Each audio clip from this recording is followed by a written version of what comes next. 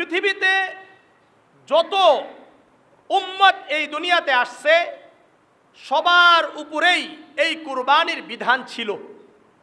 এই কুরবানির বিধান ছিল, শুধুমাত্র যে ওই সময় হয়েছে বা আমরা পেয়েছি ব্যাপারটা এমন নয়। যত নবী এবং রসুল দুনিয়াতে আসছেন প্রত্যেক রসুল এবং নবীদের জাতি যারা ছিল তাদের উপরেও এই কুরবানির বিধান ছিল। সূরাতুল হজের 34 নম্বর আয়াত আল্লাহ বলেন, লিকুল্লি উম্মাতিন জাআলনা মানসাকাল লিয়াযকুরু ইসমাল্লাহি আলা মা রাযাকাহুম মিন বাহিমাতিল আনআম। আল্লাহ বলেন লিকুল্লি উম্মাতিন, প্রত্যেক জাতির জন্য জাআলনা মানসাকাল লিয়াযকুরু ইসমাল্লাহ, আমি আল্লাহ কুরবানির বিধান দিয়েছি। কেন দিলাম? লিয়াযকুরু ইসমাল্লাহ আলা মা রাযাকাহুম মিন বাহিমাতিল আনআম, আমি আল্লাহ তাদেরকে যে চতুষ্পদ জন্তু থেকে রিজিক দান করেছি, এরা যখন এগুলোকে কুরবানি করবে, জবাহ করবে, আল্লাহ তাআলার যেন নাম উচ্চারিত হয়ে যায়। তারা যেন কার নাম উচ্চারণ করে? আল্লাহর নাম, আল্লাহর মহত্ব বর্ণনা করেন, বিসমিল্লাহি আল্লাহু আকবার বলে জবাহ করে। তাহলে এই আয়াত থেকে আমরা বুঝলাম যে প্রত্যেক জাতির উপরেই এই কুরবানির বিধান ছিল। এখান থেকে একটি শিক্ষণীয় বিষয় হলো, সর্বদা কার নাম উচ্চারিত হবে? আল্লাহর নাম উচ্চারিত হবে। সর্বদা আল্লাহর মহত্বের বর্ণনা হবে, আল্লাহ তাআলার বরত্বের কথা সর্বদাই সর্বজায়গায় বলতে হবে। আমাদের পর্যন্ত যে কুরবানির বিধান এসেছে এটাই হলো দ্বিতীয় পটভূমি থেকে, ইতিহাসের কুরবানির যে ইতিহাস এটার যে দ্বিতীয় পটভূমি পৃথিবীর অবলোকন করেছে, দেখেছে, এখান থেকেই আমরা পেয়েছি। আসেন সূরাতুস সাফফাত, এর আগে সূরাতুস সাফফাতের 100 নম্বর আয়াত থেকে 108 নম্বর আয়াত পর্যন্ত আলোচনার আগে হযরত ইব্রাহিম আলাইহিস সালাতু ওয়াস সালাম সহ পৃথিবীতে যত নবী এবং রসুল এসেছেন প্রত্যেককে আল্লাহ রাব্বুল আলামিন বিভিন্নভাবে পরীক্ষা করেছেন। কিন্তু হযরত ইব্রাহিম আলাইহিস সালাতু ওয়াস সালামের পরীক্ষাটা একটু বেশি ছিল। এই কারণে আল্লাহ রাব্বুল আলামিন ইব্রাহিম আলাইহিস সালাতু ওয়াস সালামের বহু বিধান, ইব্রাহিম আলাইহিস সালাতু ওয়াস সালামের স্মৃতিকে পুরা পৃথিবীতে সমুন্নত রাখার জন্য আল্লাহ রাব্বুল আলামিন কিছু যেহেতু ইব্রাহিম আলাইহিস সালাতু ওয়াস সালাম বেশি পরীক্ষার সম্মুখীন হয়েছেন, বেশি পরীক্ষা দিয়েছেন, এই কারণে আল্লাহ রাব্বুল আলামিন কিয়ামত পর্যন্ত তার নামকে বেশি উচ্চারিত করাবেন।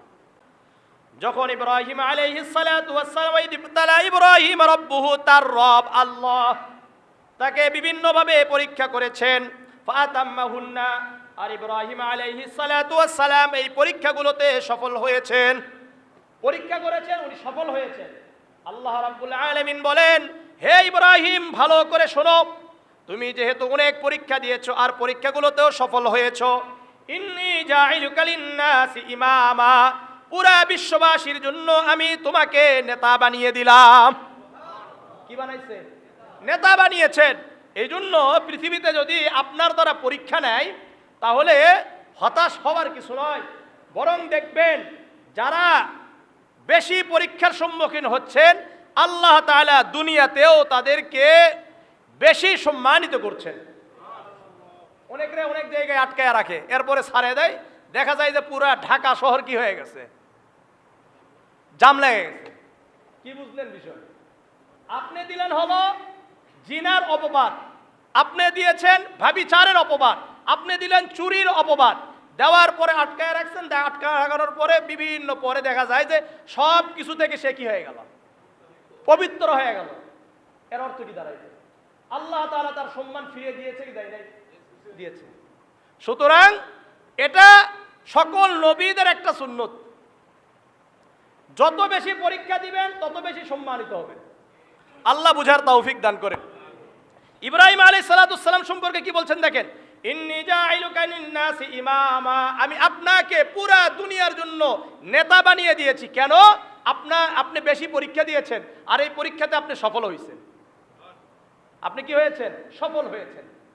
ইব্রাহিম আলাইহিস সালাতু ওয়াস সালামের পরীক্ষার মধ্যে সবচাইতে যেটা জটিল পরীক্ষা ছিল, কঠিন পরীক্ষা ছিল, এই পরীক্ষার নাম হলো কুরবানির পরীক্ষা। কিসের পরীক্ষা? কুরবানির পরীক্ষা। বৃদ্ধ হয়ে গেছে, 90 বছর পার হয়ে গেছে, আল্লাহর কাছে দোয়া করছে। সূরাতুস সাফফাতের 100 নম্বর আয়াত আল্লাহ বলেন, রব্বি হাবলি মিনাস সালিহিন, হে আমার রব আপনি আমাকে একজন নেককার সন্তান দান করেন। কি বলছে? নেককার সন্তান দান করেন। ফাবাশশারনাহু বিগুলামিন হালিম। এবার আল্লাহ রাব্বুল আলামিন বলেন, আমি ইব্রাহিমের দোয়াকে কবুল করলাম, দোয়াকে কবুল করে তাকে একজন সন্তান দান করলাম। এই সন্তানের নাম হলো ইসমাঈল আলাইহিস সালাতু ওয়াস সালাম। নাম কি? ফাবাশশারনাহু বিগুলামিন হালিম, একজন নেককার সন্তান দান করেছি। একটু বড় হয়েছে। তাফসীরের কিতাবের মধ্যে লেখে যে এই সন্তানের বয়স মোটামুটি ভাবে 13 থেকে 15 বছর বয়স হয়েছে। কত? ফালাম্মা বালাগা মাআহুস সায়া, যখন বাবার সাথে চলাফেরা করতে পারে, দৌড়াদৌড়ি করতে পারে, বাবার কাজে সহযোগিতা করতে পারে, এখন স্বপ্ন দেখছে। কি স্বপ্ন? স্বপ্ন দেখছে। ক্বালা ইয়া বুনাইয়া ইন্নী আরা ফিল মানাম আন্নী আযবাহুকা ফানজুর মাযা তারা, হে বৎস আমি স্বপ্ন দেখলাম আমি তোমাকে স্বপ্নে জবাহ করছি। কি দেখছে? স্বপ্নে জবাহ করছি। এই স্বপ্নটা উনি 3 দিন দেখেছেন। কয়দিন? 3 দিন। 8 তারিখের রাত্রিতে দেখেছেন। এই জন্য যখন দেখলেন প্রথমে একটু সন্দেহ লাগছে। এই জন্য জিলহজের 8 তারিখকে বলা হয় ইয়াউমুত তারবিয়া। কি বলেন? ইয়াউমুত তারবিয়া বলেন। যারা হজ করতে যান এই 8 তারিখকে কি বলা হয়? ইয়াউমুত তারবিয়া। তারবিয়ার দিন মানে একটু সন্দেহের দিন। দ্বিতীয় দিন আবার স্বপ্ন দেখলেন রাতে, অর্থাৎ আরাফার রাত্রিতে স্বপ্ন দেখলেন, দেখে আরেকটু পরিষ্কার হয়ে গেছে। এই জন্য এর নাম কি? ইয়াউমে আরাফা, মানে একটু পরিচিত হয়েছে, একটু পরিষ্কার হয়েছে। আর 10 তারিখের রাত্রি দেখেছেন, অর্থাৎ 10 তারিখে উনি জবাহ করছেন। জবাহ করার জন্য সন্তানকে কোথায় নিয়ে গেছেন বলেন? ওই জামারার দিকে নিয়ে যাচ্ছেন, মিনার দিকে নিয়ে যাচ্ছিলেন। ইয়াউমুন নাহার বলা হয়। এটাকে কি বলা হয়? ইয়াউমুন নাহার। বুঝে আসছে? 10 তারিখ। তো যখন সন্তানকে নিয়ে যাচ্ছিলেন, এ সম্পর্কে মুসনাদে আহমদের 2794 নম্বর হাদিস, عن عبد الله بن عباس رضي الله تعالى عنه قال إن جبريل عليه الصلاة والسلام أتى بإبراهيم عليه الصلاة والسلام إلى جمرة العقبة। যখন জিবরিল আলাইহিস সালাতু ওয়াস সালাম ইব্রাহিম আলাইহিস সালাতু ওয়াস সালাম সহ তার সন্তান ইসমাঈল আলাইহিস সালাতু ওয়াস সালামকে নিয়ে মিনার প্রান্তরে জামরায়ে আকবা, প্রথম জামরা যেখানে পাথর নিক্ষেপ করা হয়, এই জামরায় নিয়ে যাচ্ছিলেন। ফাআরাযা লাহু শাইতান, শয়তান উপস্থিত। শোনেন, আমি অতটুকুই বলবো যতটুকু আমি হাদিসে পাই। এর বাইরে যেগুলো আপনারা বিভিন্নভাবে শুনছেন, এইভাবে বলছে ওইভাবে বলছে, এটা আমি বলতে পারি না। এর কারণ হলো ওই কথাগুলো বিভিন্ন কিতাবের মধ্যে বিভিন্ন জায়গাতে আসছে যেগুলোর কোনো সনদ নাই, আর সনদ ছাড়া আমি কথা বলি না। যতটুকু আছে ততটুকুই বলবো, এর বাইরে আমি বলতে পারবো না। কথা বুঝে আসছেন? আপনারা বিভিন্নভাবে শুনতে পারেন ঘটনাটা, এই হয়েছে সেই হয়েছে, মাকে একভাবে বলছে, ইসমাইলকে আরেকভাবে বলেছে, এরপরে উমুকরে আরেকভাবে বলছে, এটা বলে না। আমি ওগুলো পাই না, এই জন্য আমি কি করি না, বলি না। যতটুকু হাদিসে আছে ততটুকুই বলবো। শয়তান, শয়তান এসে ধোঁকা দেওয়া শুরু করলো।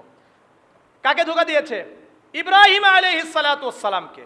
ফারামাহু বিসাবঈ হাসায়াত। ইব্রাহিম আলাইহিস সালাতু ওয়াস সালাম এই জামরায়ে আকবার এই জায়গায় শয়তানকে 60টি কঙ্কর নিক্ষেপ করলেন। কয়টা? 60টা কঙ্কর নিক্ষেপ করলেন। ফাসাখ, সঙ্গে সঙ্গে দৌড় দিয়ে পালিয়ে গেল। দৌড় দিয়ে কি করছে? পালিয়ে গেছে, চিৎকার করে দৌড় মারছে। ফাআতা বিইব্রাহিম আলাইহিস সালাতু ওয়াস সালাম ইলাল জামরাতিল উসতা। জামরায়ে উসতা মানে দ্বিতীয় শয়তান যেটা আমরা বলি, এর নাম কি? প্রথমটা হলো জামরায়ে আকবা, দ্বিতীয়টা জামরায়ে উসতা বলা হয়। এখানে যখন নিয়ে গেছে ফারাযালাহু শাইতান, আবার শয়তান উপস্থিত। ফারামাহু বিসাবঈ হাসায়াত। হযরত ইব্রাহিম আলাইহিস সালাতু ওয়াস সালাম আবারও 60টি কঙ্কর নিক্ষেপ করলো। কয়টা? 60টি কঙ্কর নিক্ষেপ করলেন। ফাসাখ, শয়তান দূর হয়ে গেল। ফাআতা বিইব্রাহিম আলাইহিস সালাতু ওয়াস সালাম ইলাল জামরাতিল কুসওয়া, এরপরে হলো জামরায়ে কুসওয়া। বলেন, একবারে শেষ শয়তান যেটা আমরা বলি, ছোট শয়তান বলি না, আপনারা যেভাবে বুঝেন বুঝেন, সমস্যা নাই। হাদিস যেভাবে আছে আমি সেটা বলছি। জামরায়ে কুসওয়া এখানে নিয়ে গেছে। ফাআরাদালাহু শাইতান, শয়তান আবার উপস্থিত এসে ধোঁকা দেওয়া শুরু করছে। কি ধোঁকা দিয়েছে, কিভাবে কি কি বলছে, এগুলো আমরা বিভিন্ন ভাবে শুনছি। হাদিসে যেহেতু নাই, এই জন্য আমি আর বলি না। কারণ পরবর্তীতে দেখা যাচ্ছে কিয়ামতের ময়দানে আল্লাহ জিজ্ঞাসা করতে পারে, রসুল জিজ্ঞাসা করতে পারে, এইভাবে বলি নাই, আমার সাহাবীরা বললো না, তুমি পাইলা কোথায় থেকে? তখন তো আবার ধরা খাওয়া লাগবে, দরকার নাই। যতটুকু আছে ততটুকুই, বেশি বলার দরকার নাই। তো তখন আবারও ইব্রাহিম আলাইহিস সালাতু ওয়াস সালাম বিসাবঈ হাসায়াত, ৬০টি কঙ্কর নিক্ষেপ করছে। এখন সন্তানকে নিয়ে গেছে কোথায়? ওই মিনার প্রান্তরে। কিসের জন্য? এখন জবাহ করবে। কোন দিন? ইয়াউমুন নাহার, 10 তারিখ জিলহজের। কত তারিখ? 10 তারিখ। ফালাম্মা আরাদা আন ইয়াযবাহা ইবনাহু ইসমাঈল আলাইহিস সালাতু ওয়াস সালাম, এখন ইব্রাহিম আলাইহিস সালাতু ওয়াস সালাম সন্তানকে নিয়ে গিয়ে বলতেছে, ইচ্ছা পোষণ করছেন জবাহ করবে, তখনই ওই আয়াতগুলো বলছেন, ক্বালা ইন্নী আরা ফিল মানামি আন্নী আযবাহুকা ফানজুর মাযা তারা। হে আমার বৎস ইসমাঈল, আমি তো স্বপ্ন দেখেছি। এর আগে বলেন নাই, ওখানে নিয়ে যাওয়ার পরে বলতেছেন, আমি তো স্বপ্ন দেখেছি তোমাকে জবাহ করছি। ফানজুর মাযা তারা, তোমার কি পরামর্শ, তুমি কি বলো এই ব্যাপারে? ক্বালা ইয়া আবাতি ফাআল মা তু'মার। ইসমাঈল আলাইহিস সালাতু ওয়াস সালাম বললেন, হে আমার বাবা, আপনাকে আল্লাহ রাব্বুল আলামিন যেভাবে আদেশ করেছেন আপনি পালন করেন। কি করবেন? আপনাকে যা বলা হয়েছে তাই আপনি পালন করবেন। কারণ আপনি যে নবী, আর রুইয়াল আম্বিয়া হাক্কুন, আম্বিয়া আলাইহিস সালাতু ওয়াস সালামের স্বপ্নটাও ওয়াহী। আর যেহেতু আপনি আমাকে লালন পালন করেছেন, আমি আপনাকে চিনি, আপনি আল্লাহ তাআলার আদেশ ছাড়া কোনো কাজ করতে পারেন না। সুতরাং আপনি আপনার রবের ইচ্ছা পূরণ করেন, আপনার রবকে খুশি করেন। কারণ মুমিন তো আল্লাযীনা আমানু আশাদ্দু হুব্বাল লিল্লাহ, যারা ঈমানদার তাদের অন্তরে সর্বোচ্চ ভালোবাসা হবে কার? আল্লাহর হবে, এরপরে রাসূলের। এই জন্য আমাদের ভিতরেও আল্লাহ এবং আল্লাহর রাসূলের ভালোবাসা পুরা দুনিয়ার উপর প্রাধান্যতা লাভ করতে হবে। এই জন্য আমার দিকে আপনার তাকানোর কোনো দরকার নাই, বরং আপনার রব আপনাকে যেই আদেশ করেছেন এটা পালন করেন। সাতাজিদুনি ইনশাআল্লাহু মিনাস সাবিরিন, আপনি আমাকে অবশ্যই ধৈর্যশীলদের অন্তর্ভুক্ত পাবেন। এখানে উনি আর কি কথা বলছেন? ওই হাদিসের মধ্যে মুসনাদে আহমদের ৭৭৯৪ নম্বর হাদিস, আব্দুল্লাহ ইবনে আব্বাস রাদিয়াল্লাহু তাআলা আনহু থেকে যেটি বর্ণিত, যখন ইব্রাহিম আলাইহিস সালাতু ওয়াস সালাম তার সন্তানকে এই কথাগুলো বললেন, জবাহ করার ইচ্ছা পোষণ করলেন, তখন বললেন, ইয়া আবাতি আউসিকনি, আপনি যদি একটু আমাকে বেঁধে নিতেন, একটু কি করতেন? একটু বেঁধে নিতেন ভালো হতো। কেন? লা আস্তারিবু, আমি যেন লড়াচড়া করতে না পারি। ফায়ানতাজিহা আলাইকা মিন দামি ইযা যাবাহতানি, আর যখন আপনি আমাকে জবাহ করবেন, আমার নড়াচড়ার কারণে আমার রক্তগুলো আপনার গায়ে লেগে যাবে, আমার রক্তগুলো আপনার গায়ে লাগবে, তখন আপনি কষ্ট পাবেন। সুতরাং আপনি যদি একটু বেঁধে নিতেন। আর ৭৭০৭ নম্বর আরেকটা হাদিস আছে, এটাও আব্দুল্লাহ ইবনে আব্বাস রাদিয়াল্লাহু তাআলা আনহু থেকে বর্ণিত, আলা ইসমাঈল কামিস আবিয়াস, যখন ইসমাঈল আলাইহিস সালাতু ওয়াস সালামকে জবাহ করবেন তখন তার পরনে ছিল সাদা কাপড়। কি ছিল? সাদা কাপড়। ইসমাঈল আলাইহিস সালাতু ওয়াস সালাম তার বাবাকে বলছে, ইন্নাহু লাইসা, আমার এই কাপড় ছাড়া তো আর কোনো কাপড় নাই, তুকাফিনুনি ফিহি গায়রুহু, এছাড়া আপনি কোন কাপড় দিয়ে আমাকে আবার কাফন দিবেন আপনি? ফাখলা, সুতরাং আপনি কাপড়টা খুলে নেন, যেন আপনি ওই কাপড়ে আমাকে কাফন দাফনের ব্যবস্থা করতে পারেন, কাফন দাফনের ব্যবস্থা করতে পারেন, আর আপনি আমাকে বেঁধে নেন।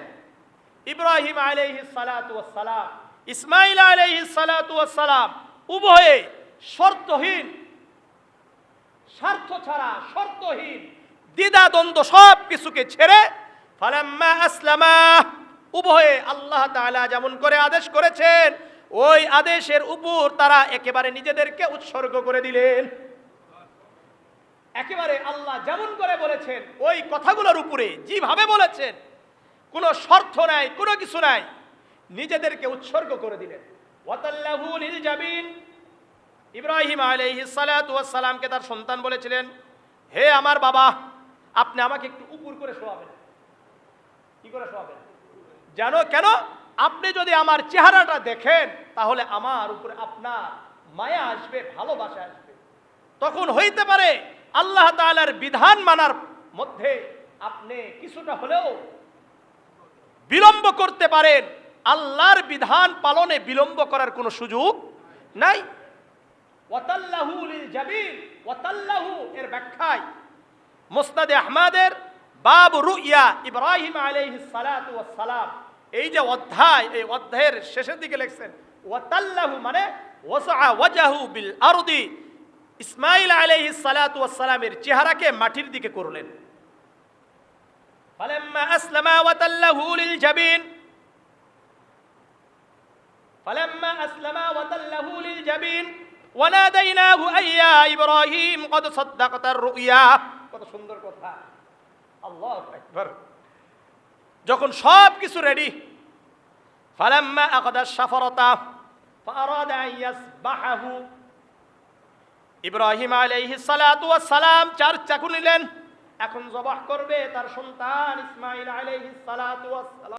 ইন্না কাযালিকা নাজজিল মুহসিনিন, আমি আল্লাহ এইভাবেই মুহসিনিন যারা হবে, নেককার সৎপরায়ণ হবে, আমি আল্লাহ তাদেরকে পুরস্কার দিয়ে থাকি।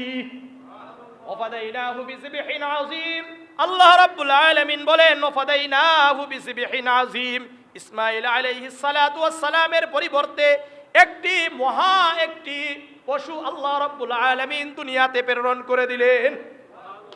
ওয়াফাদাইনাহু বিযিবহিন আযীম ইন্না হাযা লাহুয়াল বালাউল মুবিন, ওয়াফাদাইনাহু বিযিবহিন আযীম। আল্লাহ বলেন এটা অনেক বড় একটা পরীক্ষা ছিল, অনেক বড় একটা পরীক্ষা ছিল।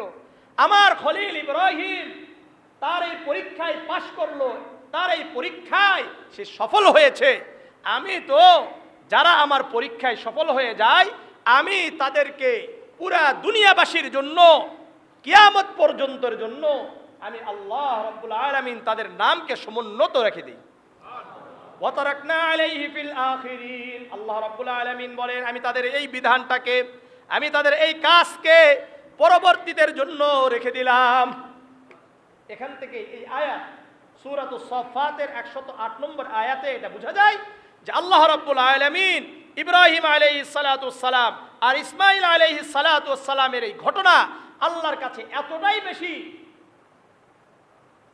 এতটাই বেশি খুশি হয়েছেন তাদের এই ঘটনার কারণে, তাদের এই আত্মত্যাগে আল্লাহ এতটাই বেশি খুশি হয়েছেন কিয়ামত পর্যন্তের জন্য প্রতি বছর আমাদের এই ইব্রাহিম আলাইহিস সালাতু ওয়াস সালাম, ইসমাঈল আলাইহিস সালাতু ওয়াস সালামকে স্মরণ করতে আমরা বাধ্য। আমরা কি বাধ্য কি বাধ্য না বলেন? যারা হজে যাচ্ছেন, বিভিন্ন জায়গায় যাচ্ছেন, আরাফার ময়দানে যাচ্ছেন, মিনায় যাচ্ছেন, জামারাতে যাচ্ছেন, সাফা মারওয়া সাই করছেন, সব জায়গায় মাকাম ইব্রাহিমের পিছনে নামাজ পড়েন, সব জায়গায় কাদের স্মৃতিচারণ? সেই ইব্রাহিম আলাইহিস সালাতু ওয়াস সালাম, ইসমাঈল আলাইহিস সালাতু ওয়াস সালাম। কেন? এরা অধিক পরিমাণে পরীক্ষা দিয়েছেন, আর এই পরীক্ষায় সফল হওয়ার কারণে কিয়ামত পর্যন্তের জন্য তাদের নামকে আল্লাহ রাব্বুল আলামিন সমুন্নত করে রেখেছেন। এই জন্য পরীক্ষা দেওয়া এটা কি নয়, খারাপ নয়। পরীক্ষা দেওয়া এটা আমার আপনার জন্য সফলতার কারণ হয়ে দাঁড়াবে। আল্লাহ আমাদেরকে বুঝার তৌফিক দান করে। আসেন আরেকটি হাদিস থেকে আমরা আরো বুঝে নিই এটা, যে আসলেই কি ইব্রাহিম আলাইহিস সালাতু ওয়াস সালামের এই সুন্নত কি আসলে আমরা বর্তমান যে কুরবানি করছি এটা কি আসলেই ইব্রাহিম আলাইহিস সালাতু ওয়াস সালামের সুন্নত? সুনানে ইবনে মাজাহ 3127 নম্বর হাদিস, عن زيد بن أرقم رضي الله تعالى عنه قال قال أصحاب رسول الله صلى الله عليه وسلم يا رسول الله ما هذه الأصاحب যায়েদ ইবনে আরকাম রাদিয়াল্লাহু তাআলা আনহু বর্ণনা করেন, আল্লাহর রাসূলের সাহাবারা বললেন, হে আল্লাহর রাসূল, মা হাযিহিল আযাহি, এই যে আমরা কুরবানি করি প্রতি বছরে, এই কুরবানি কোথায় থেকে আসলো, এই কুরবানি কি? আল্লাহর রাসূল বললেন, সুন্নাতু আবিকুম ইব্রাহিম আলাইহিস সালাতু ওয়াস সালাম, তোমাদের পিতা ইব্রাহিম আলাইহিস সালাতু ওয়াস সালামের সুন্নত। ক্বালু ফামা লানা ফিহা ইয়া রাসূলুল্লাহ, এখন সাহাবারা বললেন, ইয়া রাসূলুল্লাহ, ইয়া হাবিবাল্লাহ, আমরা প্রতি বছরে কুরবানি করব, এর দ্বারা আমাদের লাভ কি? আমরা যে প্রতি বছর কুরবানি করব, লাভটা কি? কোন একটা লাভ তো বলবেন। আল্লাহর রাসূল সাল্লাল্লাহু আলাইহি ওয়াসাল্লাম বললেন, বিকুল্লি শারাতিন হাসানাতুন, তোমরা যেই পশু কুরবানি করবা, জবাহ করবা, এই পশুতে যেই পরিমাণ পশম থাকবে, প্রতিটি পশমের বিনিময়ে আল্লাহ রাব্বুল আলামিন নেকি দান করবেন। এখন ক্বালু ফাসসুফু ইয়া রাসূলুল্লাহ, আল্লাহর রাসূলের সাহাবারা বললেন, ইয়া রাসূলুল্লাহ, হে আল্লাহর রাসূল,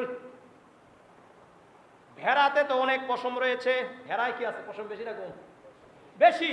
তাহলে ভেড়ার পশমের বিনিময়ে, প্রত্যেকটি পশমের বিনিময়ে কি আল্লাহ নেকি দান করবেন? আল্লাহর রাসূল বললেন, বিকুল্লি শারাতিন মিনাস সুফি হাসানাতুন, ভেড়ার পশমের প্রতিটি পশমের বিনিময়ে আল্লাহ রাব্বুল আলামিন একটি করে নেকি দান করবেন। সুতরাং আমি আপনি যে এই কুরবানিটা মূলত ইব্রাহিম আলাইহিস সালাতু ওয়াস সালাম, ইসমাইল আলাইহিস সালাতু ওয়াস সালামের আত্মত্যাগের কুরবানি, এটা আমরা এই হাদিস থেকেও পাই। এই হাদিস থেকেও কি আমাদের কাছে স্পষ্ট হয়ে যায়। কথাটা বুঝছেন? আল্লাহ বুঝার তৌফিক দান করেন, আল্লাহ বুঝার তৌফিক দান করেন। এটার গুরুত্ব কি?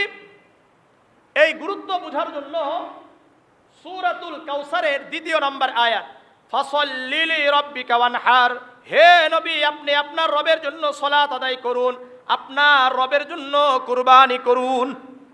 সুতরাং এই আয়াত থেকে এবং রাসূলের কিছু হাদিস রয়েছে, সুনানে ইবনে মাজার 3123 নম্বর হাদিস, عن أبي هريرة رضي الله تعالى عنه قال قال رسول الله صلى الله عليه وسلم من وجد ساعة فلم يضحي فلا يقربن مصلانا। আবু হুরায়রা রাদিয়াল্লাহু তাআলা আনহু বর্ণনা করেন, আল্লাহর রাসূল সাল্লাল্লাহু আলাইহি ওয়াসাল্লাম বলেন, যে ব্যক্তি কুরবানি দেওয়ার সামর্থ্য রাখে কিন্তু কুরবানি দিল না, ওই ব্যক্তি যেন আমাদের ঈদগাহতে না আসে। কি না আসে? ঈদগাহতে যেন না আসে।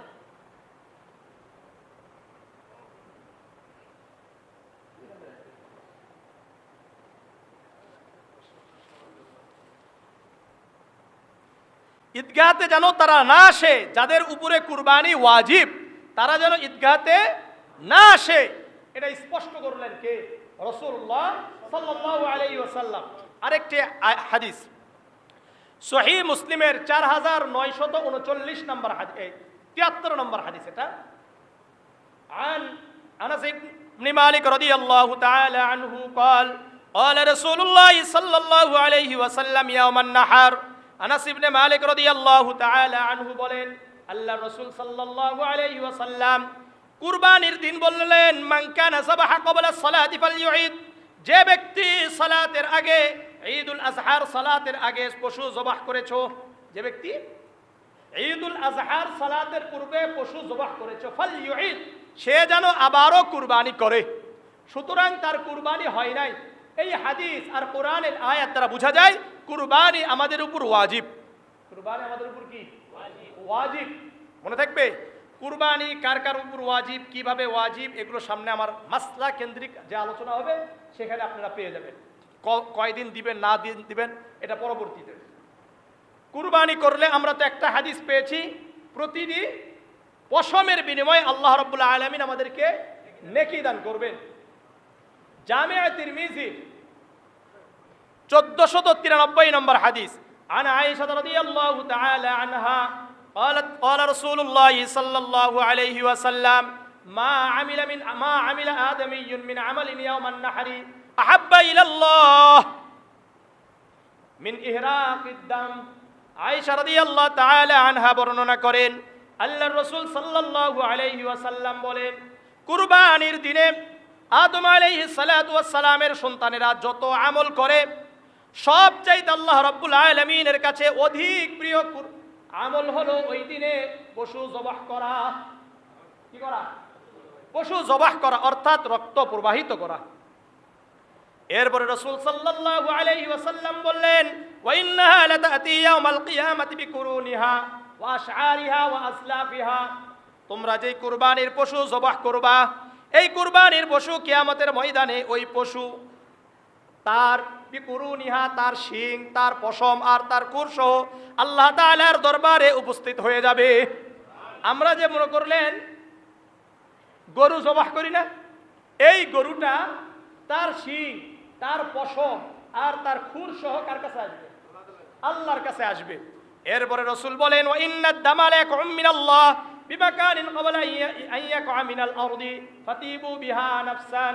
আল্লাহর রাসূল বললেন, যখন তোমরা কুরবানির দিনে কুরবানির পশু জবাহ করো, এই কুরবানির পশুর রক্ত মাটিতে পড়ার পূর্বে আল্লাহ রাব্বুল আলামিনের কাছে পৌঁছে যায়।